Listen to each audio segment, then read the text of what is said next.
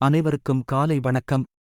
இன்றைய வேத வசனம் ஞாயிறு ஜூலை 13. சிந்திக்க தினம் ஒரு வசனம் 2025. பைபிளைத் திறந்து வேத வசனங்களைப் படிப்போம். வெளிப்படுத்துதல் 21:5. சிம்மாசனத்தில் உட்கார்ந்திருக்கிறவர் இதோ நான் எல்லாவற்றையும் புதிதாக்குகிறேன் என்று சொன்னார். அதோடு இந்த வார்த்தைகள் நம்பகமானவை, உண்மையானவை, இவற்றை எழுது என்று சொன்னார். சூழலை படிப்போம். சிம்மாசனத்தில் உட்கார்ந்திருக்கிறவர் என்ற வார்த்தைகளோடு அந்த உத்தரவாதம் ஆரம்பிக்கிறது. இந்த உத்தரவாதத்தை கொடுத்தது சக்தி படைத்த ஒரு தேவதூதரோ உயிரோடு எழுப்பப்பட்ட இயேசுவோ அல்ல, யெகோவாவே கொடுத்திருக்கிறார். யெகோவாவால் பொய் சொல்ல முடியாததோ. யெகோவாவே பேசியதாக வெளிப்படுத்துதல் புத்தகத்தில் 3 தடவைதான் இருக்கின்றன. அவற்றில் ஒன்றுதான் இது. அதனால் இந்த வார்த்தைகளை நாம் முழுமையாக நம்பலாம்.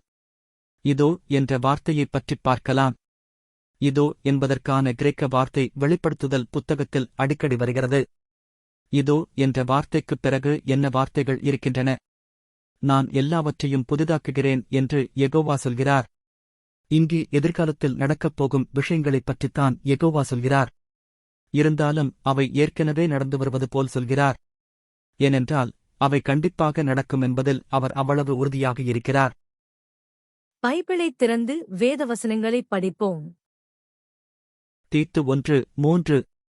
பொய் சொல்ல முடியாத கடவுள் பல காலத்துக்கு முன்பே வாக்குறுதி தந்த முடிவில்லாத வாழ்வு என்ற நம்பிக்கையின் அடிப்படையில் இது இருக்கிறது. ஏசாயா 46:10. நடக்கப்போகும் விஷயங்களை நான் ஆரம்பத்திலிருந்தே சொல்லி வருகிறேன்.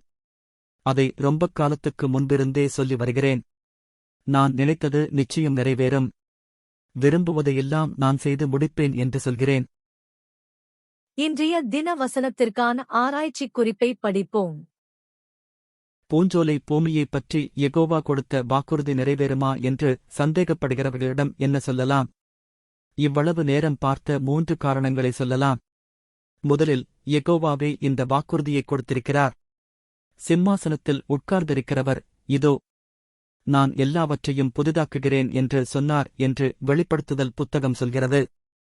கொடுத்த வாக்கைக் காப்பாற்றுவதற்கான ஞானமும் சக்தியும் ஆசையும் யெகோவாவுக்கு இருக்கிறது.